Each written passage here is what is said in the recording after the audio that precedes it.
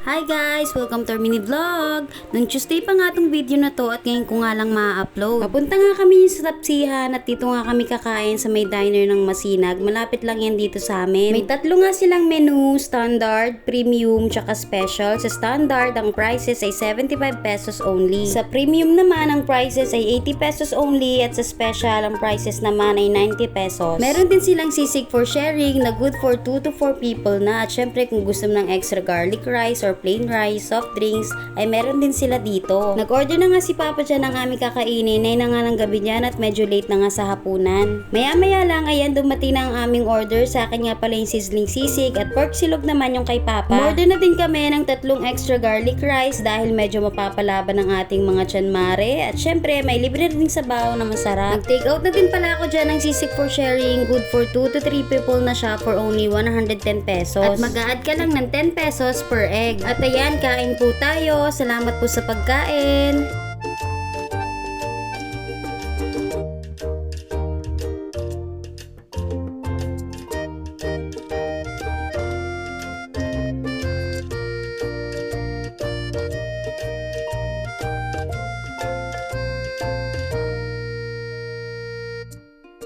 Pagkatapos namin kumain ay muwi na din kami dahil pasado alas 9 na din ng gabi niya at iinom pa ng gamot si Aven. Nung Sabado naman tong video na to at nagising tayo ng maaga dahil tayo ay mag-uukay ng mga damit. Tulog pa nga si Aven at iiwan ko muna dahil maaga pa naman yan at anong oras na din kasi natutulog sa gabi yan. Nakalabas na nga kami yan at kasama ko si mama na magtinda. Dito lang kami pumuwesto sa gilid ng kanto namin. At sakto dahil sarado naman ang bangko dito pag Sabado at Linggo. Inaayos ko nga lang dyan ang aking mga ukay at nilalagyan ko na din ng presyo bawat isa. Karamihan nga dyan mga mare sa aking mga inuukay ay galing pa sa amo ni mama kaya may mga tatak talaga to. Pero dahil ukay nga lang ay syempre bababaan natin ang presyo para mabili agad. Isa nga din sa mga gusto kong talagang inegosyo ay yung magbenta ng mga damit, mapadamit man yan ng bata o kaya matanda. By the way mga mare, dapat nakahang talaga yung mga yan pero dahil wala pa tayong pambili, ayan low budget muna tayo. Kaya ayan sa lapag muna natin ilalagay, may sapin na karton at sako naman yan mga mare. At syempre kung sino man ang bumili ay lalaban muna nila yan para bago maisuot ay malinis at mabango na. At ayan, habang nag-aantay kami ni mama, may mga dumaan na tatakbo sa pagkakapitan at mga SK kagawad. Maya-maya ay sinundo ko na din ang aling maliit dahil gising na at ako agad ng hinana. Napahikap pa nga kasi kahit antok pa ayan bumangon at napansin na din ako yung katabi niya sa higaan. Maya-maya lang, ayan, bumili na sa atin si nanay ang ating buena mano. Binili niya yung duya na binigay sa akin ng kuya ko. Kay Even nga dapat yan pero dahil malaki na si Even, ayan, binenta ko na lang. Ang sarap nga sa feeling yung magtitinda ka sa tabi tas may bibili ng paninda mo, ewan ko pero tuwang-tuwa talaga ako niyan. Salamat po. Pagkatapos ay nilaro ko nga muna dyan si Even dahil nangungulit nga na naman sa akin.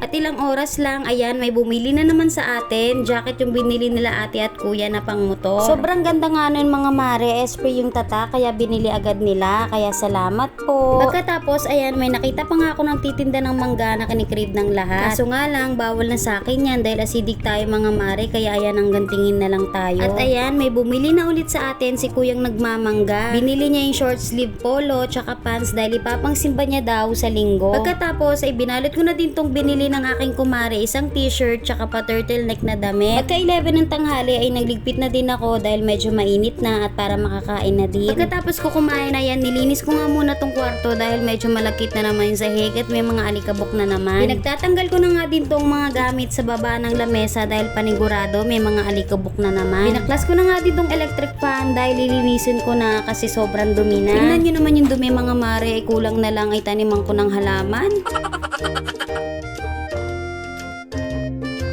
Dito ko na nga lang muna hinugasan sa lababo para mabilis. By the way mga mare, yung dishwashing na gamit ko ay 28 pesos nga lang yan. Sa dali binili ng kapatid ko kaya sulit na rin. At yung sponge na gamit ko mga mare, luma na yan ha. Baka akalain nyo ay pangugas pa sa plato. Kesa itapon na yan, ginawa ko na nga lang muna panglinis ng aking electric fan. Pagkatapos naman ay minap ko na nga tong sahig dahil medyo malagkit na nga siya. Nagpaikot na nga din pala ako ng ilang pirasong labahin namin dahil alis nga kami at isang linggo kami wala dito. Nalinis ko na nga din pala tong sala namin at naimap ko na rin. Pagkahapon naman, ayan, bumalik na kami sa pagtitinda at ang aling maliit, ayan, balak ata mag-withdraw kahit walang ATM.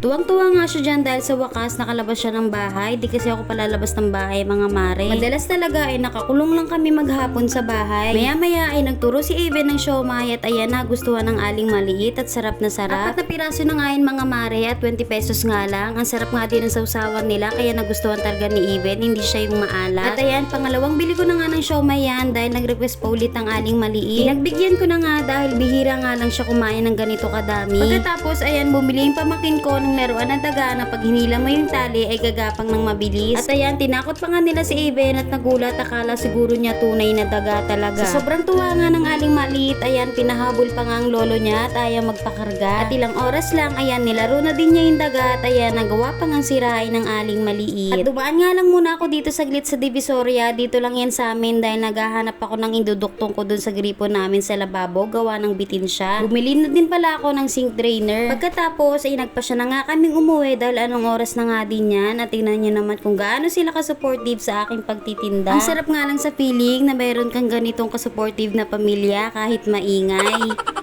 Pagka-uwi nga, ayan, agad ko nang pinalitan ng bagong sink drainer ang aming lababo para masala na talaga yung mga kanin at iba pang mumu na nahuhulog dito. Pagkatapos ay bumili na nga lang kami ng lutong manok dahil nga mga pagod na din at tinamad na magluto. Pagkatapos ko naman kumain, ayan, nagpahinga lang saglit. Hinilamusan ko na nga din si Aven na patulog na din at ayan, pinagtutupi ko naman yung mga tuyo niyang damit. Hindi ko na nga binuksan yung ilaw sa kwarto habang nagtutupi ako dahil baka masilaw at magising pa si Aven. Kaya pumwesto na nga lang ako dito sa may pintuan namin at ilaw na lang sa sala yung ginamit ko. Yan lang naman yung damit ni Aven kaya tinupi ko na rin para bawas na yung gagawin ko kinabukasan. Pagkatapos ko magtupi ay matutulog na rin ako niyan. And yun lang for today's video. Salamat sa panonood. Ingat and God bless!